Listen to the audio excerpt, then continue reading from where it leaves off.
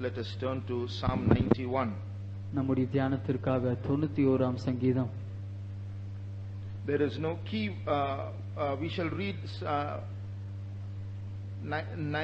Although we are going to meditate on the whole chapter, we shall read verse 14 for a key verse. நாம் முழு சங்கீதத்தையும் நாம் தியானிக்கிறதா இருந்தாலும் 14ஆம் வசனத்தை வாசிப்போம். அவன் என்னிடத்தில் வாஞ்சியாயிருக்கிறபடியால் அவனை விடுவிப்பேன், என் நாமத்தை அவன் அறிந்திருக்கிறபடியால் அவனை உயர்ந்த அடைக்கலத்திலே வைப்பேன். Praise the Lord. கர்த்தருக்கு ஸ்தோத்திரம்.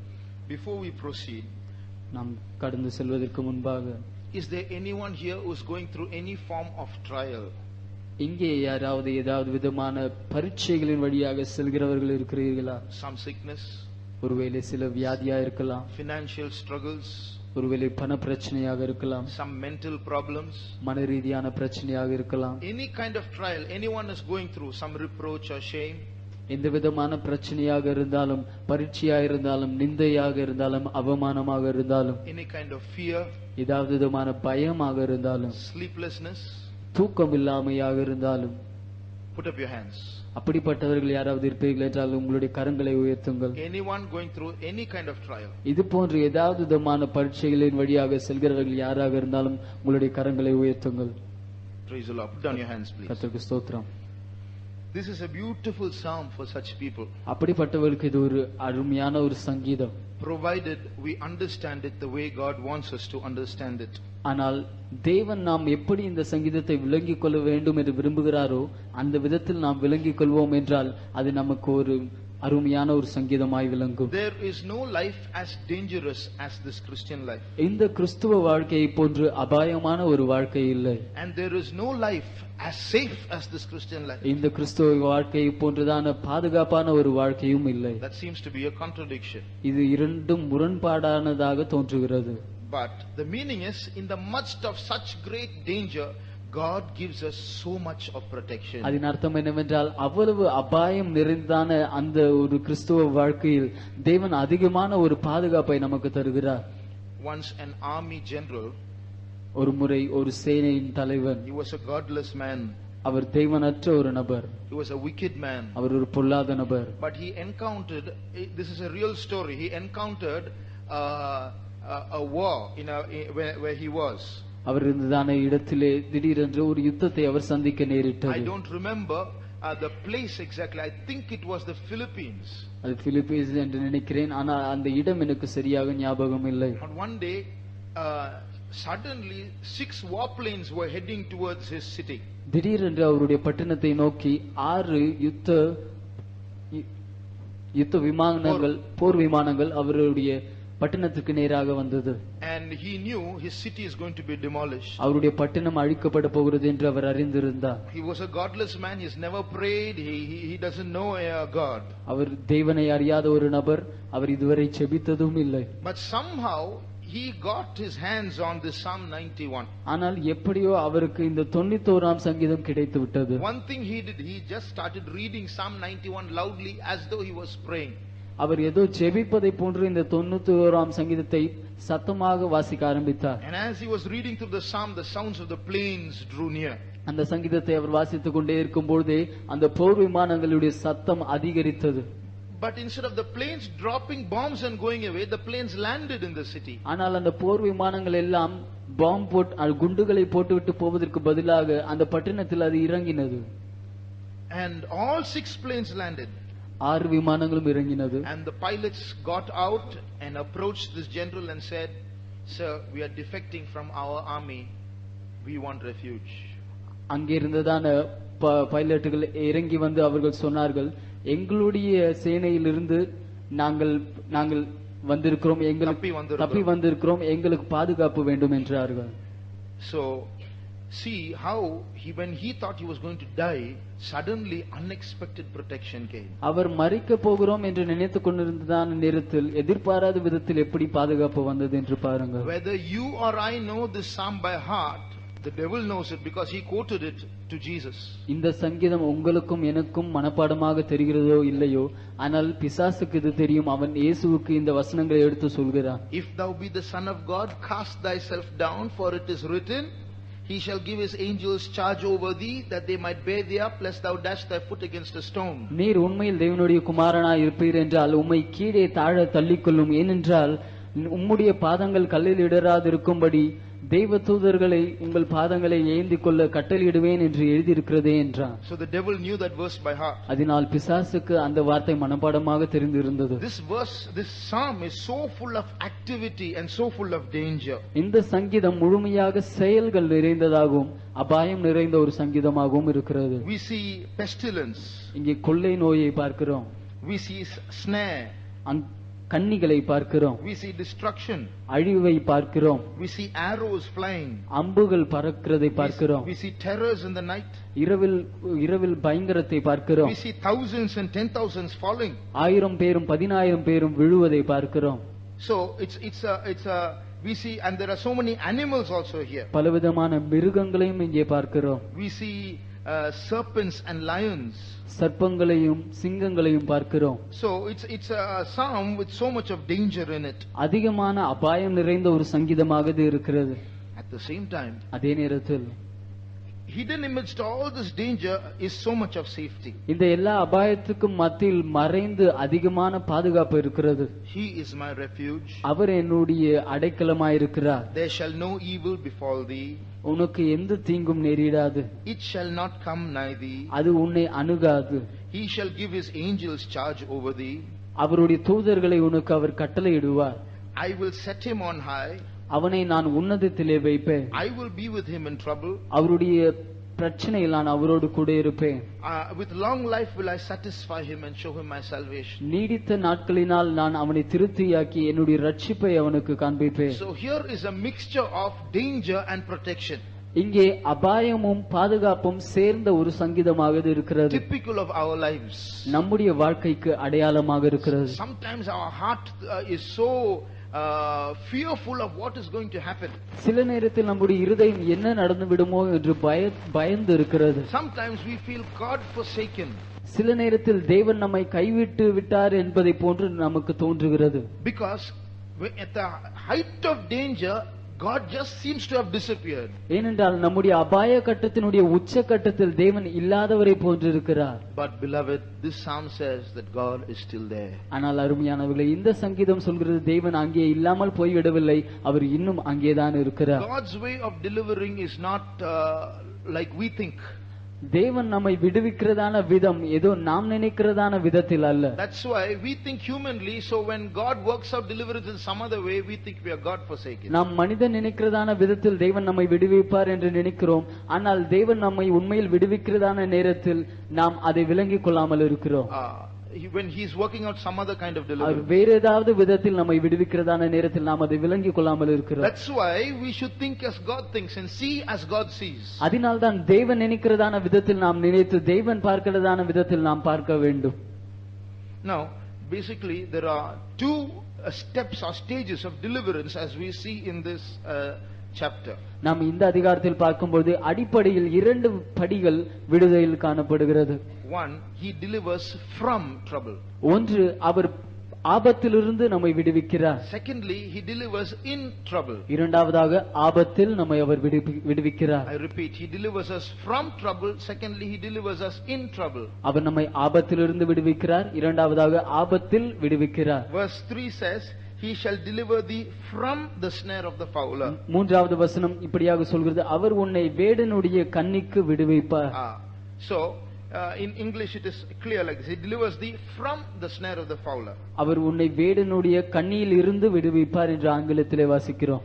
And in verse 15 it says, I will be with him in trouble.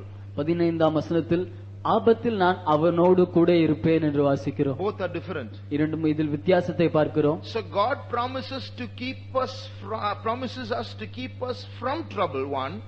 ஆபத்திலிருந்து பிரச்சனையிலிருந்து நம்மை விடுவிப்பார் என்று சொல்கிறார். அது ஒரு காரியம். In other words, he helps us to go around the problem sometimes. மறுவார்த்தையில் சில நேரத்தில் பிரச்சனையை சுற்றி வர செய்கிறார். In other words, we don't encounter that problem. மறுவார்த்தையில் அந்த பிரச்சனையை நாம் சந்திப்பதே இல்லை. But there are times when he takes us through the problem. ஆனால் சில நேரங்களில் பிரச்சனையின் வழியாகவே நம்மை அவர் நடத்தி செல்கிறார். There in the problem God delivers us, or keeps us.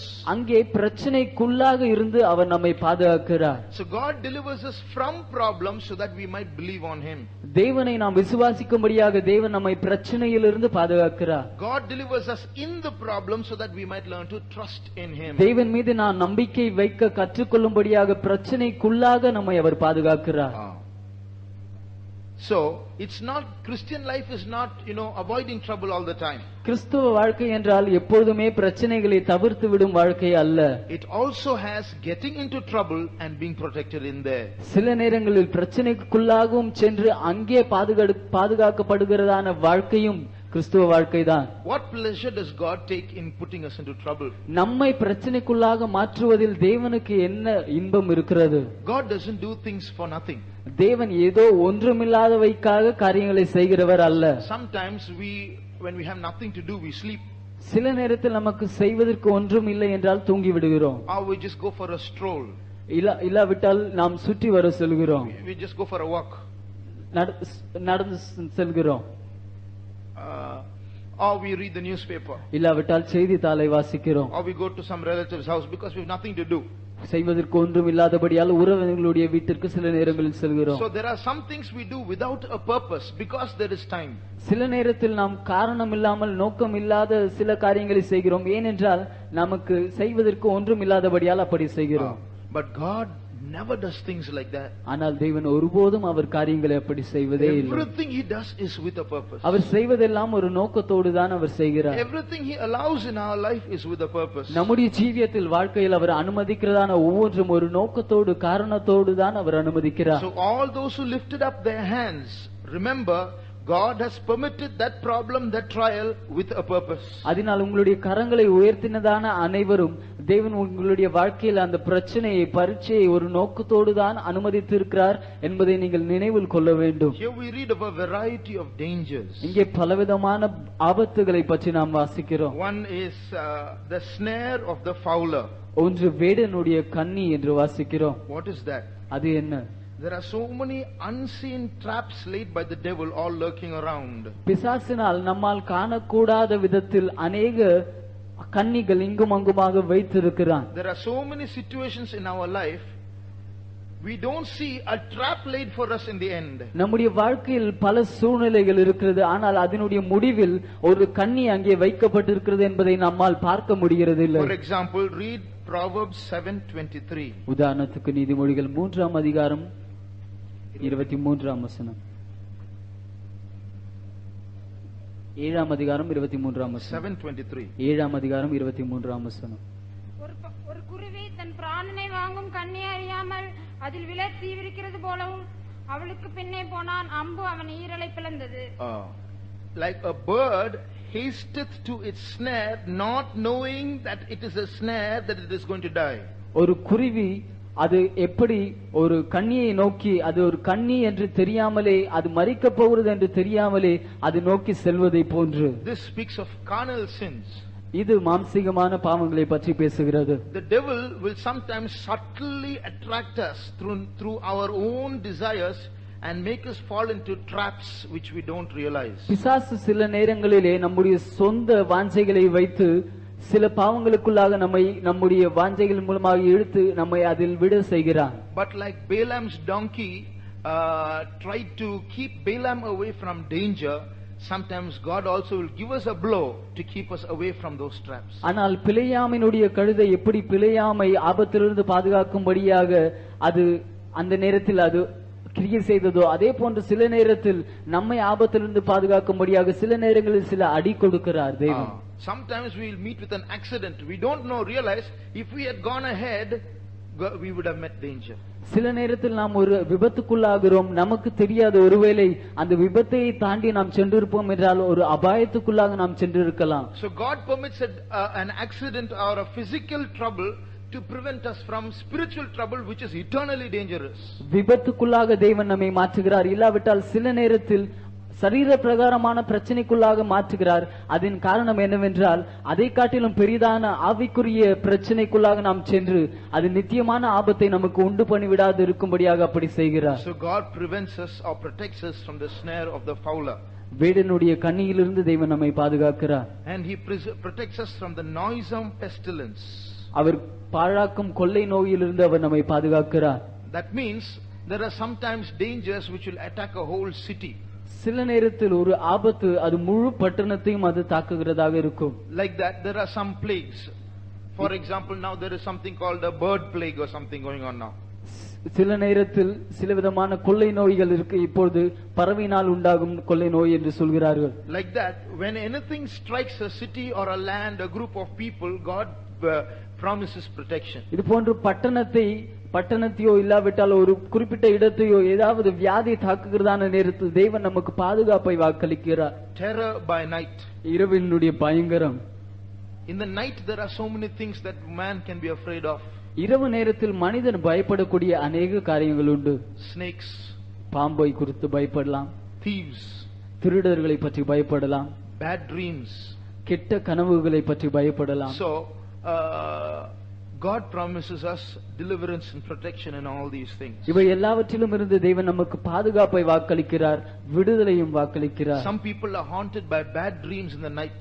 சிலர் இரவு நேரத்திலே கெட்ட சொப்பனங்களின் மூலமாக அவர்கள் பாதிக்கப்படுகிறார்கள். Sometimes we see dreams about something dangerous going to happen. சில நேரத்தில் ஏதோ நமக்கு ஒரு ஆபத்தானது நடைபெறுவதை போன்று நாம் சொப்பனம் காண்கிறோம். As though the devil is coming to attack us. ஏதோ பிசாசு வந்து நம்மை தாக்குவதை போன்று நாம் சொப்பனம் காண்கிறோம். Sometimes God may be warning us about danger that's going to take place. சில நேரத்தில் நம்முடைய வாழ்க்கையில் நடைபெற இருக்கிறதான அபாயத்தை பற்றி ஒருவேளை தேவன் நம்மை எச்சரிக்கிறதா இது இருக்கலாம். But if it's happening too often, it's from the devil. ஆனால் அடிக்கடி அது வருகிறது என்றால் அது பிசாசின் இடத்திலிருந்து வருகிறது என்று ஆகிறது. There are two kinds of fears. One is a good fear that makes us repent. The other is a bad fear that ruins our health. இரண்டு விதமான பயம் உண்டு. அது நம்மை மனம் திரும்ப செய்கிறதான ஒரு பயம், மற்றொரு பயம் நம்முடைய ஆரோக்கியத்தை அது சீர்குலைத்து விடுகிறதான ஒரு பயமாக இருக்கிறது. So even in such situations, in such dreams, God can give us deliverance. அப்படிப்பட்டதான சூழ்நிலையிலும் அப்படிப்பட்டதான சொப்பனங்களிலும் இருந்தும் தேவன் நமக்கு விடுதலை தரலாம். Arrows that fly by day. பகலில் பறக்கும் அம்புகள். These are problems that can rise up in our work spot. இவையெல்லாம் நம்முடைய வேலையிடத்தில் நடைபெறுகிறதான பிரச்சனைகளாக இருக்கலாம். Sudden problems that come. திடீரென்று நம்முடைய வேலையிடத்தில் வருகிறதான பிரச்சனைகள். But God is our protection and promises protection even in such situations. ஆனால் அப்படிப்பட்டதான சூழ்நிலையில் தேவன் நமக்கு பாதுகாப்பை வாக்களிக்கிறார். அவர் நம்முடைய பாதுகாப்பாக இருக்கிறார். Pestilence in darkness. இருளில் நடமாடும் கொள்ளை நோய்கள். The Egyptians suddenly in the middle of the night found dead bodies in their house. எகிப்தியர்கள் திடீரென்று அவர்கள் இரவில் எழுந்து பார்க்கும்போது அவர்களுடைய வீட்டில் மரித்த சரீரங்களை பார்த்தார்கள். It came as a judgment upon them. அது அவர்கள் மீது ஒரு நியாய தீர்ப்பாக வந்தது. So also when judgment strikes a land, just like the Israelites were protected, not one of their children died. God promises us protection from untimely deaths. இது போன்ற நியாய தீர்ப்பு விதிக்கப்படுகிறதான நேரத்தில் எப்படி இஸ்ரவேலர்களுடைய ஒரு பிள்ளையும் மரிக்காது இருந்ததை போன்று தேவன் இது போன்று நம்மையும் பாதுகாக்கிறார். காலத்திற்கு முன்பே நம்மை மரிக்காதபடி அவர் நம்மை பாதுகாக்கிறார். Destruction at noonday. மத்தியானத்தில் பாழாக்கும் கொள்ளை நோய்கள். Destruction at noonday.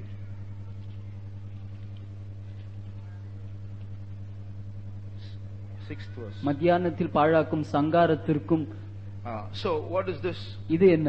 This can be diseases caused by extreme heat. இது அதிகமான சூட்டினால் உண்டாகிறதான வியாதிகளாக இருக்கலாம். Whatever might happen to others, God promises us protection. மற்றவர்களுக்கு என்னதான் ஆனாலும் தேவன் நமக்கு பாதுகாப்பை வாக்களிக்கிறார். God has provided a place of security.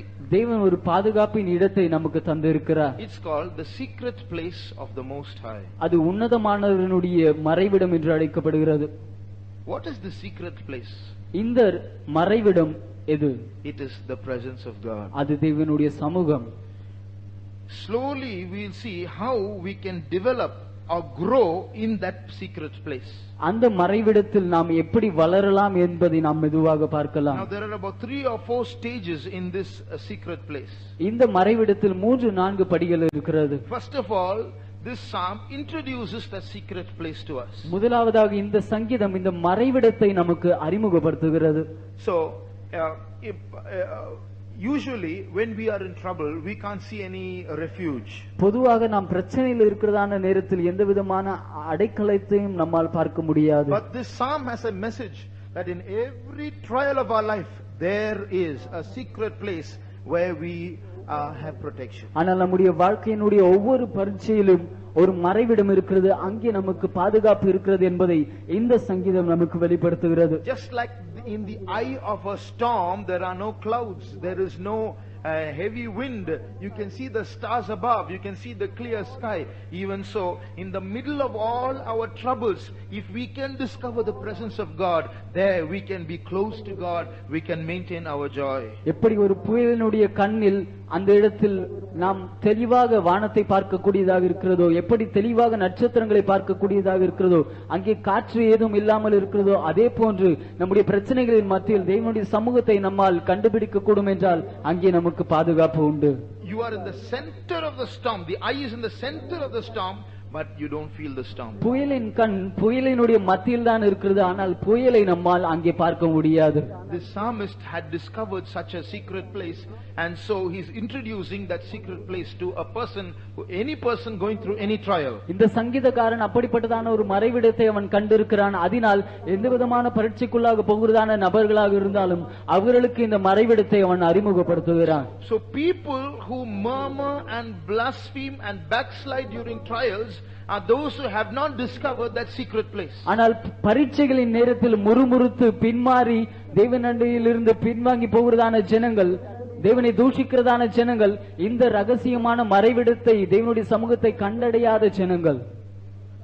That's why all this happens. அதனால்தான் இவையெல்லாம் சம்பவிக்கிறது. That's why the storm is so great for them. அதனால்தான் அவர்களுக்கு புயல் பெரிதாக தோன்றுகிறது. But if we go to the presence of God, ஆனால் நாம் தேவனுடைய சமூகத்திற்கு செல்லுவோம் என்றால் we can enjoy heaven in the middle of the trial. அந்த பரீட்சையின் மத்தியில் பரலோகத்தையே நாம் அனுபவிக்கலாம். So many saints of God go through so many storms in life, but they are so happy. அநேக தேவனுடைய பரிசுத்தவான்கள் அவர்களுடைய வாழ்க்கையில் அநேக புயல்களின் வழியாக செல்கிறார்கள். அப்படி இருந்தாலும் அவர்கள் அதிக சந்தோஷமாக இருக்கிறார்கள். So many other people of God go through so many storms in life and they are so sad, dejected, fed up of life. ஆனால் அநேக தேவனுடைய பிள்ளைகள் மற்ற அநேகர் அவர்கள் அநேக பரீட்சைகளின் வழியாக சென்று அவர்களுடைய வாழ்க்கையை அவர்கள் வெறுத்தவர்களாக துக்கமுடையவர்களாக இருக்கிறார்கள். The reason is one group has found the presence of God, the other group has not found the presence of God. அதற்கு காரணம் என்னவென்றால் அந்த ஒரு கூட்டத்தார் அவர்கள் தேவனுடைய சமூகத்தை கண்டடைந்து இருக்கிறார்கள், மற்ற கூட்டத்தாரோ அவர்கள் தேவனுடைய சமூகத்தை கண்டடையாது இருக்கிறார்கள். Now there is a beautiful verse in the Bible which says we should seek after God and at least feel after Him. நாம் தேவனை தேட வேண்டும், அவரை உணர வேண்டும் என்று ஒரு வேதத்தில் ஒரு அருமையான ஒரு வசனம் உண்டு. தடவியாகலும் அவரை கண்டுபிடிக்க வேண்டும். அவரை நாம் தடவியாகலும் கண்டுபிடிக்க வேண்டும். It's like in a dark situation you look for a door, in a dark room you look for a door, like that in a dark trial we have to somehow feel and find God. ஒரு இருண்டதான சூழ்நிலையில் ஒரு இருண்ட அறையில் நாம் எப்படி கதவை தேடி தடவி நாம் கண்டுபிடிக்கிறோமோ அதே போன்று நம்முடைய பயங்கரமான இருண்டதான சூழ்நிலைகள் பரீட்சைகளின் நேரத்தில் தேவனை நாம் தடவியாது கண்டுபிடித்து விட வேண்டும். And the word of consolation there is He is not far away from us. அங்கே நமக்கு தரப்படுகிறதான ஆறுதலின் வார்த்தை என்னவென்றால் அப்படி நாம் தேடுகிறதான நேரத்தில் அவர் நம்மை விட்டு அதிக தூரத்தில் இருக்கிறதில்லை. Acts, the book of Acts, அப்போஸ்தலர் chapter 17 verse 27. அப்போஸ்தலர் நடவடிக்கைகள் 17ஆம் அதிகாரம் 27ஆம் வசனம். கர்த்தராகிய தம்மை அவர்கள் தடவியாகிலும் கண்டுபிடிக்கத்தக்கதாக தம்மை தேடும்படிக்கு அப்படி செய்தார். அவர் நம்மில் ஒருவருக்கும் தூரமானவர் அல்லவே. He is not far away from us, he is very near, so feel after Him. அவர் நம்மை விட்டு அதிக தூரத்தில் இல்லை, அவர் நம் அருகில் தான் இருக்கிறார். அதனால் அவரை நீங்கள் தடவினால் அவர்களை கண்டடைவீர்கள். So in our trial there is a secret place. நம்முடைய பரீட்சையில் ஒரு மறைவிடம் இருக்கிறது.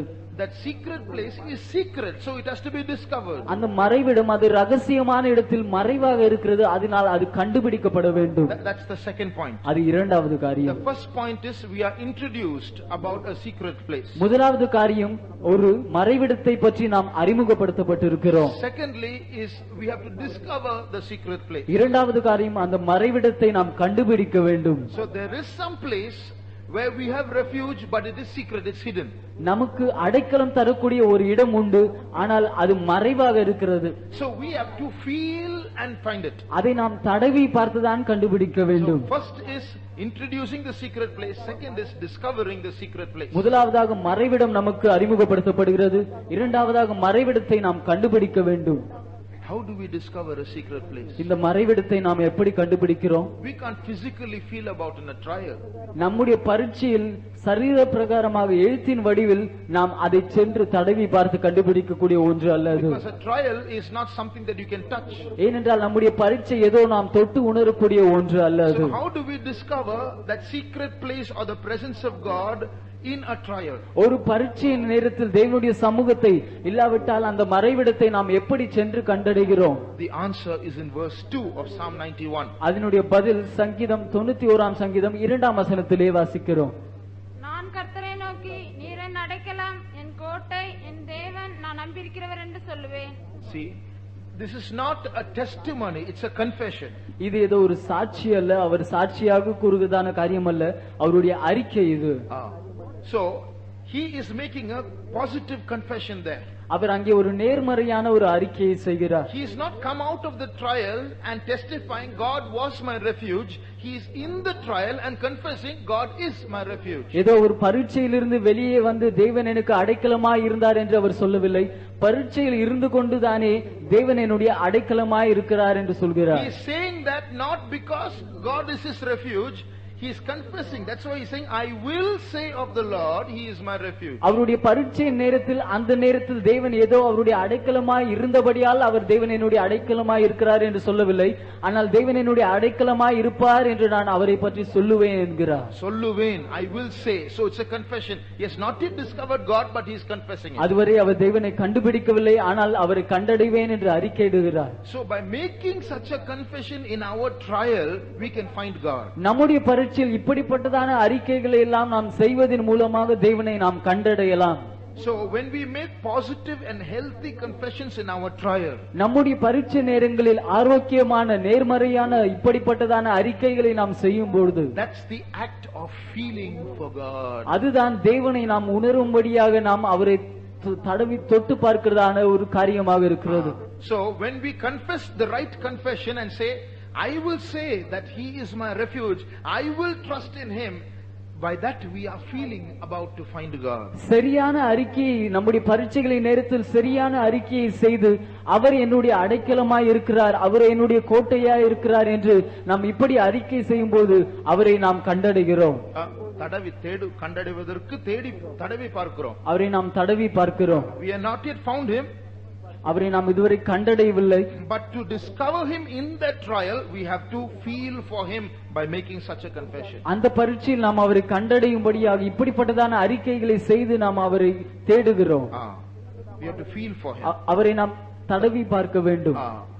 So a time will come when we keep making these confessions, we will suddenly discover God. இப்படிப்பட்டதான அறிக்கைகளை நாம் தொடர்ந்து செய்து கொண்டே இருக்கும்போது ஒரு நேரம் வரும்போது நாம் கடைசியாக தேவனை கண்டடைவோம். The consolation, he is not far away from us. இங்கே நமக்கு வருகிறதான ஆறுதலினுடைய வார்த்தை என்னவென்றால் அவர் நம்மை விட்டு அதிக தூரத்தில் இல்லை. So he is very near us even in our trials. நம்முடைய பரீட்சைகளின் நேரத்திலும் அவர் நமக்கு மிக அருகில் தான் இருக்கிறார். So though he is so near, yet because of our unbelief and because of our lack of spiritual intelligence to feel after him, we lose him in our trials. நம்முடைய பரீட்சைகளின் நேரத்தில் அவர் நமக்கு மிக அருகில் இருந்தும் நம்முடைய அவிசுவாசத்தின் காரணமாக ஆவிக்குரிய அறிவு குறைந்திருக்கிறபடியினால் நாம் நம்முடைய பரீட்சைகளில் அவரை கண்டடையும் அவரை தடவி பார்க்க முடியாதவர்களாக இருக்கிறோம்.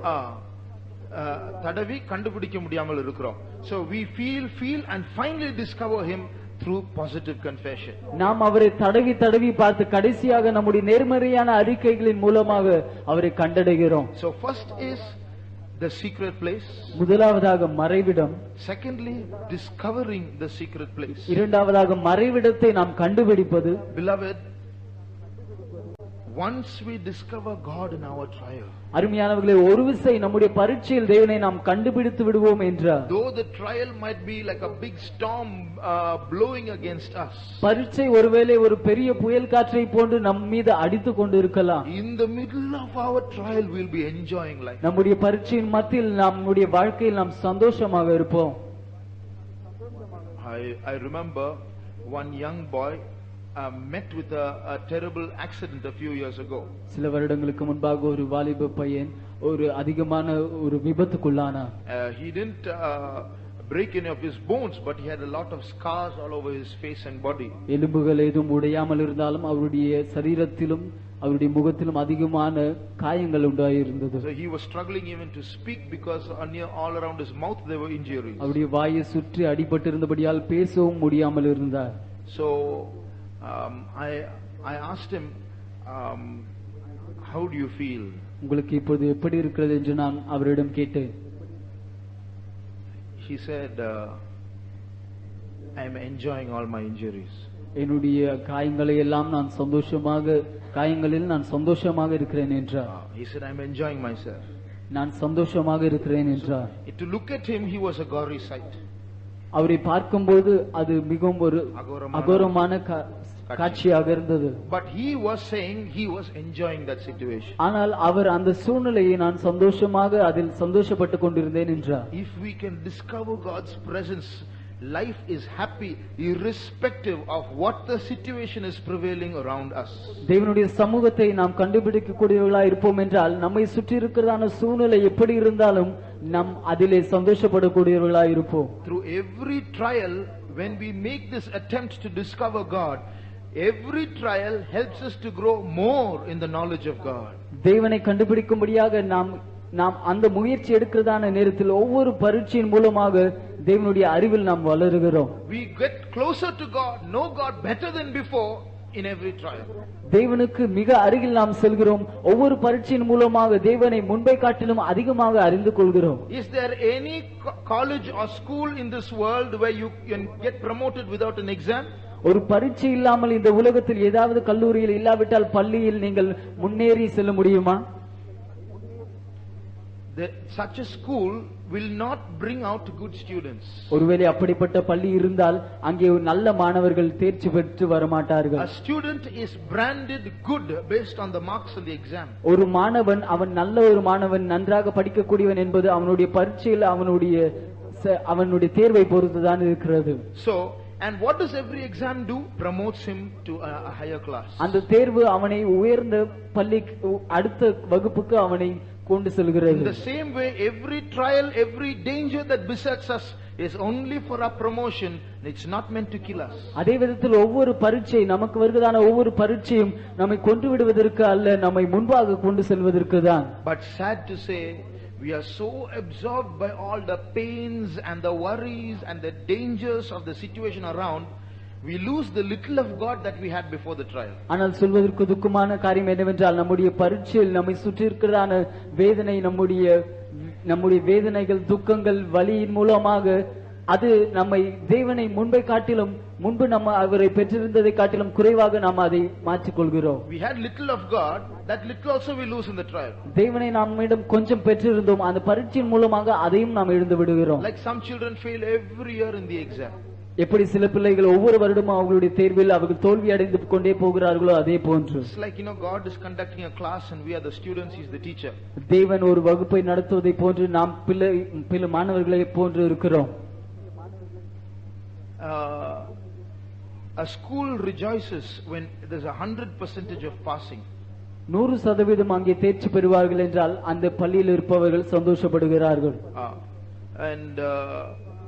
But in many of our God's exams where he conducts exams for us, we all fail. ஆனால் தேவனுடைய अनेक தேர்வுகளில் அவர் நமக்கு தேர்வு நடத்துகிறதான நேரத்திலும் अनेक தோல்வி அடைகிறோம்.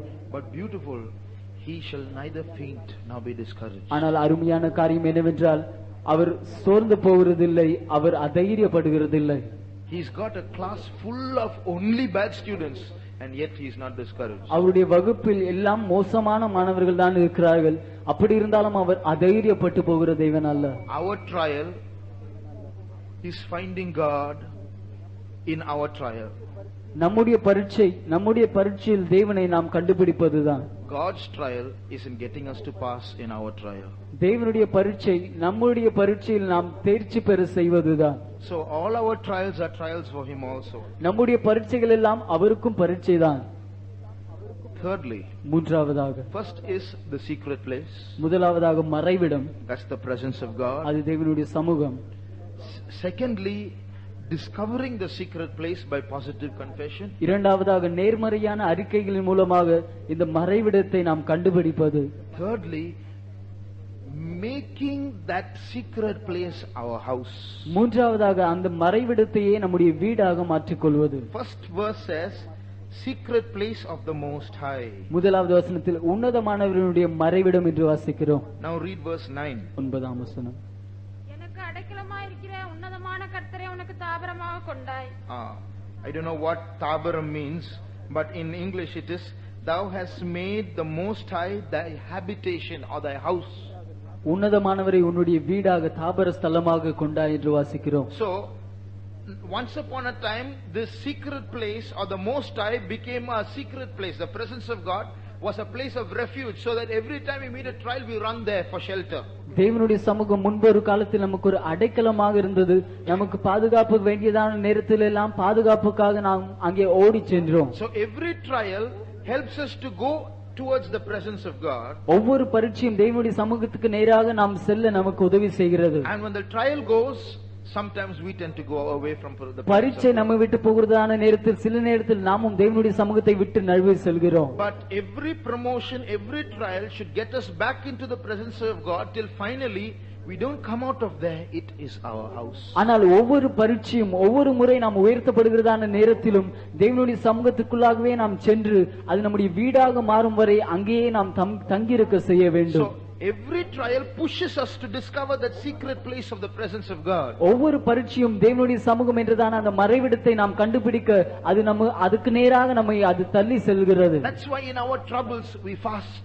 அதனால்தான் நம்முடைய பிரச்சனைகளின் நேரத்தில் நாம் உபவாசிக்கிறோம். And at times of trial we come for the fasting prayer, we come for all the meetings. நம்முடைய பிரச்சனைகளின் நேரத்தில் எல்லா கூட்டங்களுக்கும் வருகிறோம், உபவாச ஜெபங்களுக்கு வருகிறோம். Sometimes we go and spend our time in the 24 hours prayer chain. சில நேரத்தில் 24 மணி நேர ஜெப சங்கிலியில் சென்றும் நாம் ஜெபிக்கிறோம். But when the trial stops, that will stop also. ஆனால் பரீட்சைகள் எல்லாம் நிற்கும் பொழுது அதுவும் நின்று விடுகிறது. But at growth will come when that becomes our house. The presence of God is our house, our residence. ஆனால் நம்மில் ஒரு வளர்ச்சி வரும், அப்பொழுது அந்த நேரத்தில் தேவனுடைய சமூகம் நம்முடைய வீடாகவே மாறிவிடும். And after that the trial doesn't have to push us to the presence of God because we are already there. அதன் பின்பு பரீட்சைகளின் மூலமாக நாம் தேவனுடைய சமூகத்திற்கு நாம் தள்ளப்பட வேண்டிய அவசியம் இல்லை. ஏனென்றால் நாம் முன்பாகவே தேவனுடைய சமூகத்தில் தான் இருக்கிறோம். After that, whether the trial comes or not, however it comes, which angle it comes, no problem, because we are already there in the presence of அதன் God. பின்பு பரீட்சைகள் வருகிறதோ இல்லையோ, அது எப்படி வருகிறதோ, எந்த விதத்தில் வருகிறதோ, அது பிரச்சனை இல்லை. ஏனென்றால் நாம் முன்பாகவே தேவனுடைய சமூகத்தில் தான் இருக்கிறோம். That's the time, beloved, this Christian life becomes such a beautiful life. அப்பொழுது அருமையானவர்களே, இந்த கிறிஸ்துவ வாழ்க்கை மிகவும் ஒரு அருமையான வாழ்க்கையாக மாறுகிறது. It's not a life we live for survival from this world. இந்த உலகத்தில் பிழைக்கும்படியாக வாழ்கிறதான வாழ்க்கை அல்ல அது. Some of us come to church just to keep away from sin. சிலர் நம்மில் பாவத்திலிருந்து விலகி இருக்கும்படியாகவே நாம் சபைக்கு வருகிறோம். Some of us know if we don't come to church, then the devil will take us. So we come to church. சபைக்கு வராவிட்டால் பிசாசு நம்மை கொண்டு போய் விடுவான் என்று நமக்கு தெரியும். அதனால் நம்மில் சிலர் சபைக்கு வருகிறோம். Some of us are coming to church because we know we have to get caught up at the coming of the Lord. If we are left behind, there will be a great tribulation we have to face. So we come to church. கர்த்தருடைய வருகைக்கு நாம் போக வேண்டும். கர்த்தருடைய வருகையில் போகாவிட்டால் நாம் உபத்திரவத்தை சந்திக்க வேண்டும். அதனால் நம்மில் சிலர் நாம் சபைக்கு வருகிறோம். But we don't realize whether it is the tribulation period that is pushing us to the presence of God, or the sin in this world that is pushing us to the presence of God. There is something that can pull us to the presence of God. ஆனால் உபத்திரவ காலமோ இல்லாவிட்டால் இந்த பூமியில் இருக்கிற பாவத்தின் காரணமாகவோ நாம் இந்த தேவனுடைய சமூகத்திற்கு தள்ளப்படுகிறோம் என்பதை காட்டிலும் தேவனுடைய சமூகத்திற்கு இழுக்கக்கூடிய தேவனுடைய சமூகத்திற்கு இழுக்கக்கூடிய ஒரு காரியத்தினால் நாம் தேவனுடைய சமூகத்திற்கு தள்ளப்படுகிறோம். That's the excitement or the joy in the presence of God. அதுதான் தேவனுடைய சமூகத்தில் இருக்கிறதான சந்தோஷம். After that, no matter what trial strikes us, nothing can take away the happiness in our life. அதன் பின்பு நம்முடைய வாழ்க்கையில் என்ன பரீட்சை வந்தாலும் தேவனுடைய சமூகத்தில் இருக்கிறதான சந்தோஷத்திலிருந்து ஒன்றும் நம்மை விலக்க முடியாது. That's why when St. Paul was beaten, put in prison, brought out of prison, made to stand before kings, whatever happened in his life, he was always happy. அதனால் தான் பரிசுத்த பவுல் அடிக்கப்பட்ட போதும் சிறையில் போடப்பட்ட போதும் ராஜாக்களுக்கு முன்பாக நின்ற போதும் அவனுடைய ஜீவியத்தில் என்ன சம்பவித்த போதும் அவன் எப்பொழுதும் சந்தோஷமாகவே இருந்தார். He sang songs in prison. அவர் சிறையில் இருந்து கொண்டே பாடல்களை பாடினார். When the anti-conversion bill was brought into effect a few years ago, சில வருடங்களுக்கு முன்பாக மதமாற்ற தடை சட்டம் வந்தபொழுது, when baptism had to be informed or any conversion ritual had to be informed to the government, வேறு மதத்திற்கு மாறுவதாக இருந்தால் அது அரசாங்கத்திற்கு அறிவிக்கப்பட வேண்டியதான சூழ்நிலையில், then I heard one servant of God asking, if in any situation we have to go to prison because of these things, who will take responsibility? இந்த காரணங்களுக்காக நம்ம யாராவது ஒருவேளை சிறைக்கு போக வேண்டியிருந்தால் யார் உத்தரவாதத்தை எடுத்துக்கொள்வார்கள் என்று ஒரு தேவனுடைய ஊழியர் இப்படியாக கேட்டார்.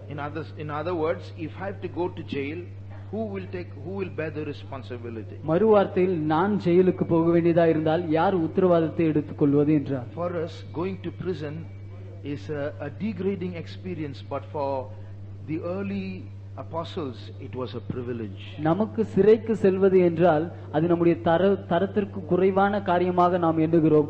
ஆனால் முதலாம் நூற்றாண்டு அப்போஸ்தலர்கள் அவர்கள் For them it was a privilege.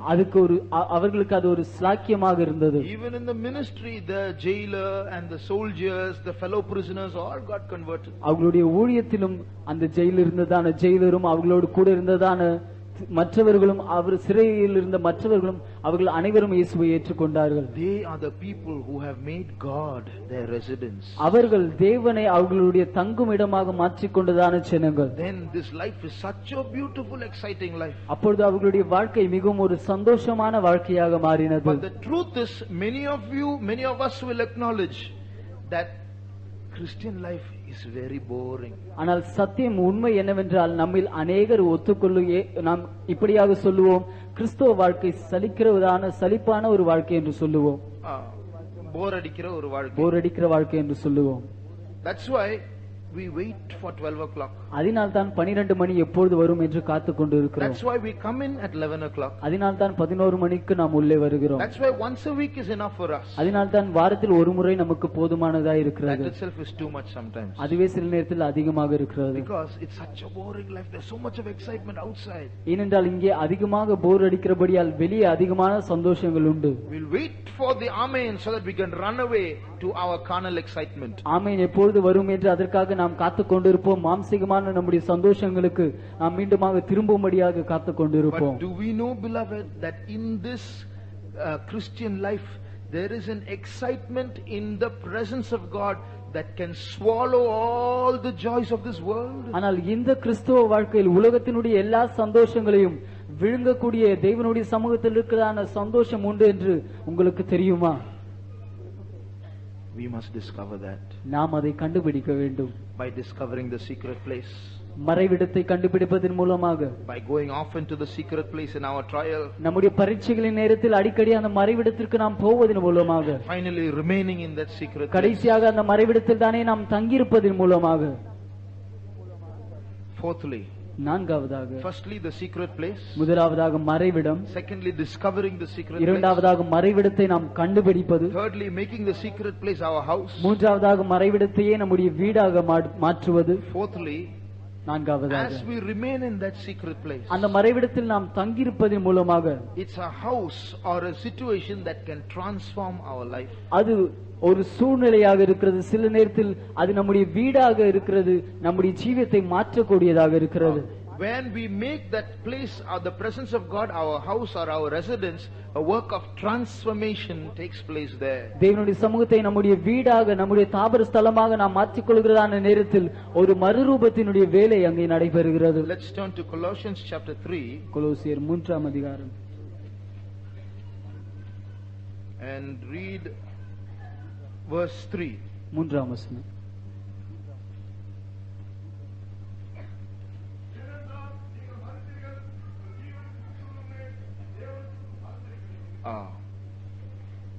See, here we see our life is hidden with Christ in God. நம்முடைய ஜீவன் தேவனுக்குள்ளே கிறிஸ்துவுக்குள் மறைந்திருக்கிறது. See, that மறைந்திருக்கிறது itself shows that there's a secret place there. In God there is a secret place. தேவனுக்குள்ளே மறைந்திருக்கிறது என்று சொல்லும்போது அங்கே ஒரு மறைவிடம் இருப்பதை நாம் பார்க்கிறோம். And who is there in God in that secret place? தேவனுக்குள்ளே அந்த மறைவிடத்தில் இருப்பது யார்? Our life is there. நம்முடைய ஜீவன் அங்கே இருக்கிறது. Christ is there. கிறிஸ்து அங்கே இருக்கிறார். So in God our life is hidden with Christ. தேவனுக்குள்ளே நம்முடைய ஜீவன் கிறிஸ்துவோடே மறைந்திருக்கிறது. Now look at the transformation that takes place. இங்கே உண்டாகிறதான மறுரூபத்தை பாருங்கள். So Christ and I together in that secret place. கிறிஸ்துவும் நானும் அந்த மறைவிடத்தில் ஒன்றாக இருக்கிறோம். This verse says that my life is with Christ. இந்த வசனம் சொல்கிறது என்னுடைய ஜீவன் கிறிஸ்துவோடு கூட இருக்கிறது. Read the next verse. அடுத்த வசனம். Now it says first our life is with Christ, now our life is Christ. முதலாவது நம்முடைய வாழ்க்கை கிறிஸ்துவோடு கூட ஜீவன் கிறிஸ்துவோடு கூட இருந்தது இப்பொழுது கிறிஸ்துவாய் இருக்கிறது. In other words, Christ and ourselves together in that secret place in God, always keeping that as our residence, finally we become just like Christ, or Christ becomes our life. மறுவார்த்தையில் தேவனில் இருக்கிறதான அந்த மறைவிடத்தில் கிறிஸ்துவோடு நாம் சேர்ந்து இருக்கும்போது நாம் கிறிஸ்துவை போன்றே மாறிவிடுகிறோம். நாம் கிறிஸ்துவை போன்று மாறிவிடுகிறோம். We become so mixed and dissolved in God. நாம் தேவனிலே அவ்வளவாக கலந்து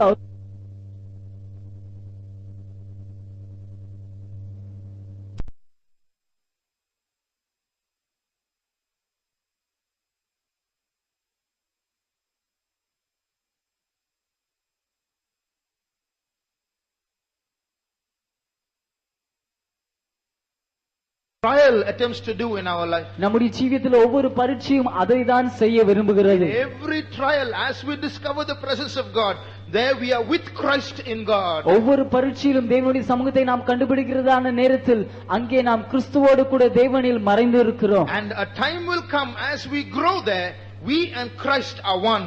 ஒரு நேரம் வரும்பொழுது நாம் அதில் வளர்ந்து செல்ல செல்ல கிறிஸ்துவும் நாமும் ஒன்றாக மாறிவிடுகிறோம்.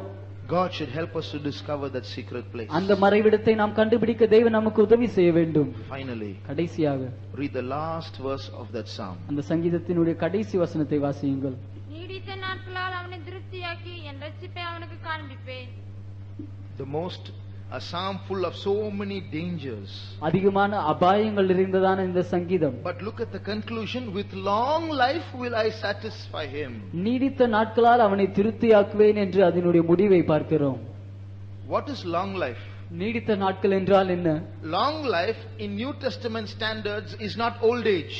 நீடித்த நாட்கள் என்றால் புதிய ஏற்பாட்டினுடைய தகுதியின்படி ஸ்தானத்தின்படி வயதான நாட்கள் என்று அல்ல. Long life does not mean living up to 80 years. நீடித்த நாட்கள் என்றால் ஏதோ 80 வயது வரை வாழ்வது என்று அல்ல. It is living the whole life that God has meant us to live. தேவன் நாம் எவ்வளவு நாட்கள் வாழ வேண்டும் என்று விரும்புகிறாரோ அவ்வளவு நாட்கள் வாழ்வதை அது குறிக்கிறது. If long life in New Testament standards is living up to 80 years, then poor Jesus lost that blessing.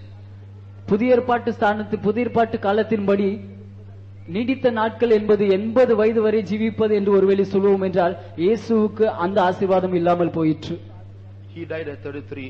அவர் 33 வயதிலே மரித்து விட்டார். So that is not a long life. Long life is living our full life that God has meant us to live. அதனால் அது நீடித்த நாட்கள் அல்ல. நீடித்த நாட்கள் என்றால் நாம் எவ்வளவு நாட்கள் வாழ வேண்டும் என்று தேவன் விரும்புகிறாரோ அவ்வளவு நாட்களும் நாம் வாழ்வதுதான். If God wants me to live for 40 years and it is his will that I live for 40 years, 40 years is long life for me. 40 வருடங்கள் நான் வாழ வேண்டும் என்று தேவன் முடிவு செய்திருந்தால் அதுவரை நான் வாழ்ந்திருப்பேன் என்றால் அதுதான் எனக்கு நீடித்த நாட்கள். So long life is nothing but a full life without without a premature death. நீடித்த நாட்கள் என்றால் முழுமையாக நம்முடைய வாழ்நாட்கள் முழுவதும் வாழ்ந்து முடிந்து ஒரு காலத்துக்கு முன்பான மரணத்தை நாம் சந்திக்காமல் இருப்பதுதான் அது. In other words, it's a life where we grow on till we are perfected. மறு வார்த்தையில் நாம் பூர்ணப்படும் வரை நாம் வளர்ந்து செல்கிறதான வாழ்க்கை. I will show him my salvation. என்னுடைய ரட்சிப்பை நான் அவனுக்கு காண்பிப்பேன். That's the final and perfect salvation. அது பூர்ணமான கடைசியான ரட்சிப்பு. Till then God will take us through all kinds of dangers. அதுவரை பலவிதமான அபாயங்களின் வழியாக தேவன் நம்மை கொண்டு செல்வார். God does not say we won't die. நாம் மரிக்க மாட்டோம் என்று தேவன் சொல்லவில்லை. We all have to die. நாம் எல்லோரும் மரிக்கத்தான் வேண்டும். If Jesus coming tarries, we all have to die. இயேசுவினுடைய வருகை தாமதிக்கும் என்றால் நாம் அனைவரும் மரிக்கத்தான் வேண்டும். But we all have a last day and we all have a last day lifespan on this earth. நாம் எல்லோருக்கும் ஒரு கடைசி நாள் உண்டு. நம்முடைய வாழ்நாட்களின் கடைசி நாள் நாம் ஒவ்வொருவருக்கும் இந்த பூமியில் உண்டு. Either death or the coming of the Lord will put an end to our life here on this earth. மரணமோ கர்த்தருடைய வருகையோ இவை இரண்டில் ஒன்று நம்முடைய வாழ்நாட்களின் முடிவை உண்டு பண்ணும். But if we discover that secret place, ஆனால் அந்த மறைவிடத்தை நாம் கண்டுபிடிப்போம் the என்றால் life that we live in this world will be a full life. இந்த பூமியில் வாழ்கிறதான நம்முடைய வாழ்க்கை ஒரு முழுமையான வாழ்க்கையாக இருக்கும். So it's not that we should be alive all the time in this world. A day will come we may have to die. இந்த பூமியில் நாம் எப்பொழுதும் வாழ்ந்து கொண்டே இருக்க வேண்டும் என்று அல்ல. ஒரு நாள் வரும்போது ஒருவேளை நாம் மரிக்க வேண்டி இருக்கலாம். We can die young, we can die old. That is not the matter. வாலிபனாக நாம் மரிக்கலாம், வயோதிபனாக மரிக்கலாம். அது பிரச்சனை அல்ல. அது விஷயமே அல்ல. அது விஷயமே அல்ல. It is how are we? How am I when I die? நான் மரிக்கும்போது நான் எப்படி இருக்கிறேன் என்பதுதான் காரியம். So that is the protection. அதுதான் பாதுகாப்பு. So if a person dies early, we should not think, "Che, if he had taken medicine he could have lived little longer." ஒரு நபர் சீக்கிரமாக மரித்து விடுவார் என்றால் நாம் இவர் மருந்து எடுத்திருந்தால் இன்னும் கொஞ்ச நாள் வாழ்ந்திருக்கலாமே என்று நாம் நினைக்க கூடாது. That is not ours to decide. தீர்மானிப்பதற்கு அது நம்முடையதல்ல. God has given us all a lifespan. தேவன் நம்ம அனைவருக்கும் ஒரு வாழ்நாட்களின் அளவை தந்திருக்கிறார். Till then God promises to sustain us. அதுவரை நம்மை பாதுகாக்கும்படியாக தேவன் வாக்களிக்கிறார். That is our long life. அதுதான் நம்முடைய நீடித்த நாட்கள். There's a story of an old woman who had 3 sons. ஒரு வயோதிபமான தாய் 3 பிள்ளைகளுடைய ஒரு வயோதிபமான தாயினுடைய ஒரு கதை உண்டு. All 3 sons worked in the sea. இந்த 3 பிள்ளைகளும் அவர்கள் கடலில் வேலை செய்தார்கள். The third son also she sent to work. That is, 2 of the sons died. 2 பையன்களும் மரித்து போனார்கள். They died in the sea. அவர்கள் கடலில் மரித்து போனார்கள். The third son also she sent to the sea. 3வது பையனையும் அவர்கள் கடலில் வேலை செய்ய அனுப்பினார்கள். And when the pastor came to her house, pastor அவர்களுடைய வீட்டிற்கு சென்றபோது she said, "Please pray for my son who is in the sea. God should keep him." அவர்கள் சொன்னார்கள், கடலில் வேலை செய்கிறதான என்னுடைய மகனுக்காக ஜெபியுங்கள், கர்த்தர் அவரை பாதுகாக்க வேண்டும் என்று சொன்னார்கள். The pastor said, "Why did you do that? Your 2 sons are already dead in the sea. Why do you take the risk of sending your third son there?" Pastor அப்பொழுது சொன்னார்கள், உங்களுடைய 2 மகன்கள் முன்பாகவே கடலில் மரித்து விட்டார்களே, இப்போது ஏன் 3வது மகனையும் அனுப்பி வைக்கிறீர்கள் என்று The கேட்டார்கள். woman said, "Pastor, I am not talking about my third son drowning in the sea. I am not asking you to pray that my son won't be drowned in the sea." அப்போது அந்த தாய் சொன்னார்கள், என்னுடைய மகன் அவர்கள் கடலில் மூழ்கி போய் விடக்கூடாது என்பதற்காக ஜெபிக்கும்படியாக கேட்கவில்லை என்றார்கள். I am not asking for that prayer. அந்த ஜெபத்திற்காக நான் கேட்கவில்லை. My 2 sons who died, you know where they are? என்னுடைய 2 மகன்கள் மரித்தார்களே, அவர்கள் எங்கே இருக்கிறார்கள் தெரியுமா என்று கேட்டார்கள். Do you know? She told the pastor, "Do you know what is the bottom of the sea?" அந்த பாஸ்டரை பார்த்து கேட்டார்கள், அந்த கடலினுடைய அடிபாகம் என்னவென்று தெரியுமா என்று கேட்டார்கள். Isaiah 40:12. ஏசாயா 40ஆம் அதிகாரம் 12ஆம் வசனம்.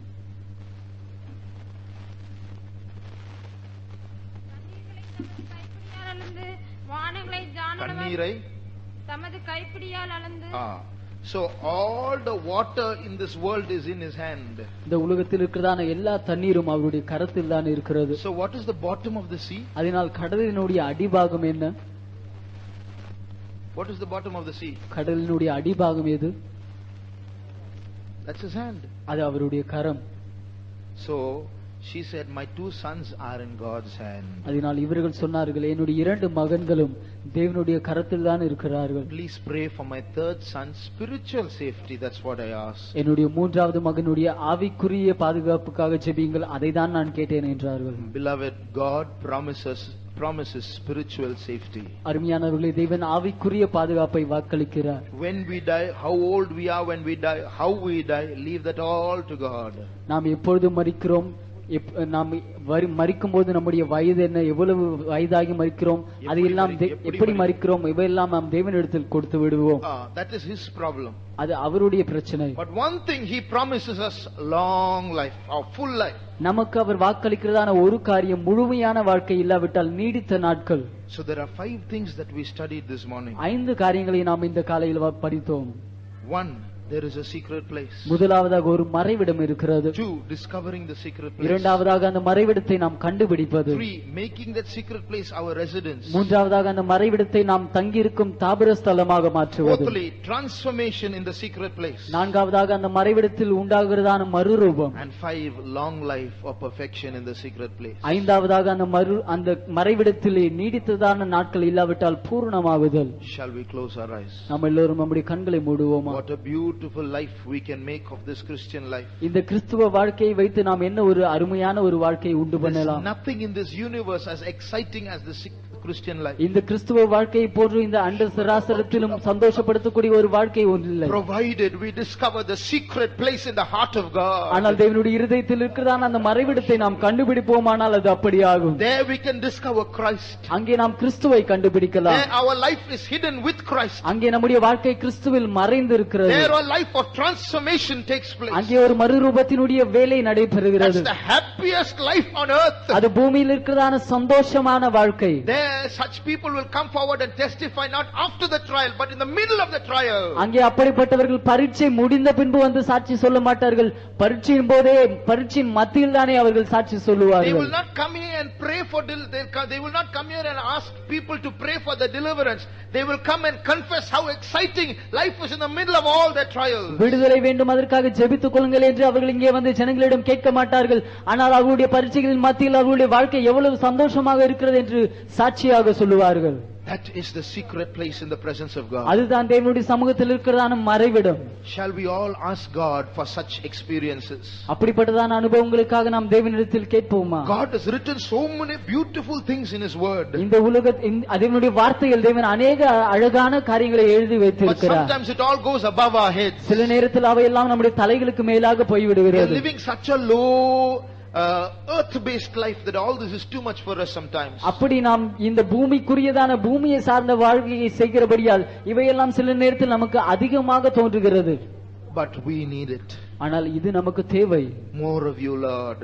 உம்மை எங்களுக்கு அதிகமாக தேவை ஆண்டவரே. More of your knowledge, O God. உம்முடைய அறிவு எங்களுக்கு அதிகமாக தேவை ஆண்டவரே. More of your love, O God. உம்முடைய அன்பு எங்களுக்கு அதிகமாக தேவை ஆண்டவரே. More of your presence, O God. உம்முடைய சமூகம் எங்களுக்கு அதிகமாக தேவை ஆண்டவரே. Take away this boredom and this monotony in Christian life. இந்த கிறிஸ்துவ வாழ்க்கையில் இருக்கதான இந்த சலிப்பை எல்லாம் மாற்றும் ஆண்டவரே. Make this Christian life full of joy and excitement for me, Lord. இந்த கிறிஸ்துவ வாழ்க்கை எனக்கு உண்மையா சந்தோஷமாக மாற்றும் ஆண்டவரே. I have so many things that are connected with you, but I don't have you, Lord. உம்மோடு சம்பந்தப்பட்ட अनेक காரியங்கள் எனக்கு உண்டு, ஆனால் நீர் எனக்கு இல்லை ஆண்டவரே. I am a member of the church. சபையின் அங்கத்தினராக நான் இருக்கிறேன். I receive the Holy Spirit. பரிசுத்த ஆவியை பெற்றிருக்கிறேன். I pray. ஜெபிக்கிறேன். I do ministries. ஊழியங்களை செய்கிறேன். I read the Bible. வேதத்தை வாசிக்கிறேன். I'm regular to the meetings. கூட்டங்களுக்கு தொடர்ச்சியாக வருகிறேன். But where are you, Lord, in my life? ஆனால் ஆண்டவரே, என்னுடைய வாழ்க்கையில் நீர் எங்கே இருக்கிறீர்? I want to enjoy you personally, Lord. தனிப்பட்ட விதத்தில் உம்மை நான் அனுபவிக்க விரும்புகிறேன் ஆண்டவரே. Lord, I am in the middle of a trial now. இப்பொழுது நான் ஒரு பரீட்சையின் மத்தியில் இருக்கிறேன் ஆண்டவரே. I am not asking for deliverance. நான் விடுதலைக்காக கேட்கவில்லை ஆண்டவரே. But I want you, Lord, in my trial. ஆனால் என்னுடைய பரீட்சையில் நீர் எனக்கு வேண்டும் ஆண்டவரே. I'm feeling for you, Lord. நான் உம்மை தடவி பார்க்க விரும்புகிறேன் ஆண்டவரே. I know you are not far away, O Lord. நீர் என்னை விட்டு அதிக தூரத்தில் இல்லை என்று எனக்கு தெரியும் ஆண்டவரே. I want to touch you, O Lord. நான் தொட்டு பார்க்க விரும்புகிறேன் ஆண்டவரே. Touch your presence, O God. உம்முடைய சமூகத்தை தொட விரும்புகிறேன் ஆண்டவரே. Touch your sweetness, O Lord. உம்முடைய இனிமையை தொட விரும்புகிறேன் ஆண்டவரே. Touch your beauty, O Lord. உம்முடைய அழகை தொட விரும்புகிறேன் ஆண்டவரே. Daraba shamtudarama shamdurabalia mahatia rabahatia Ribau shamdudo ramatia rabau shamana makaramala mana matde. Thank you, Jesus. Ishidabau rabau shabana matde. Thank you, Jesus. We praise you, Lord. We praise you, Jesus. Ribana mangara salburama nakarama shamdudo labana katia. Yes, Jesus. We praise you. We praise you.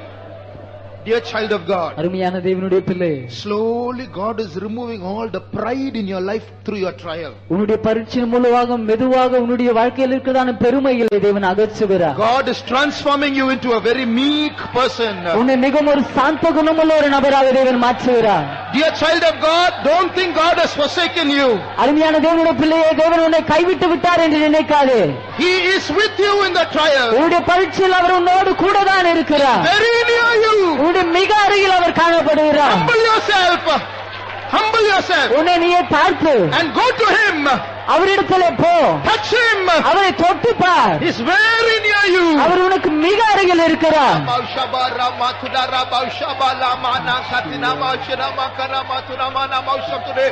Thank you, Jesus. Praise, praise. Thank you, Jesus. Praise, praise, Jesus. Today, Jesus. Praise, Jesus. Thank you, Jesus. Thank you, Jesus. Give us an excitement of life, oh God. Give us an excitement of life, oh God.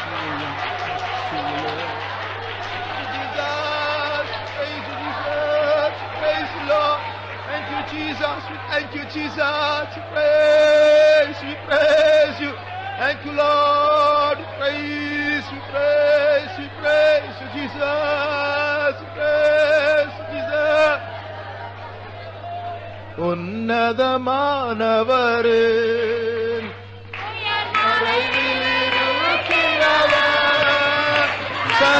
சர்வவல்லவரின் நிழலில் தங்குவார். இது பரமசிலாக்கியமே. சர்வவல்லவரின் நிழலில் தங்குவார்.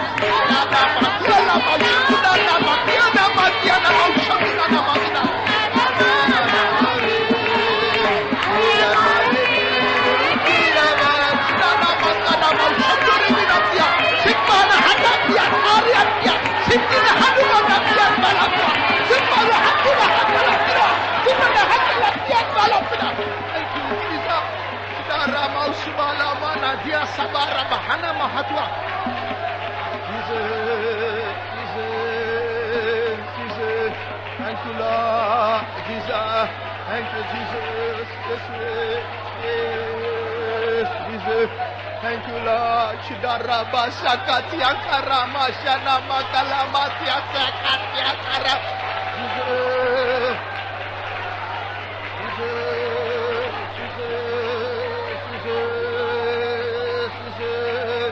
Thank you, Lord. Jesus. Thank you, Jesus. Praise, praise, praise, praise, praise, Jesus.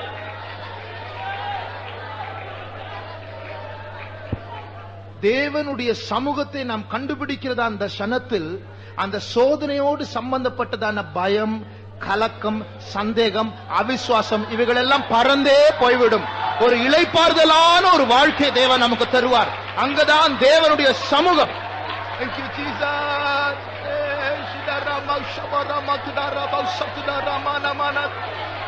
Thank you, Jesus.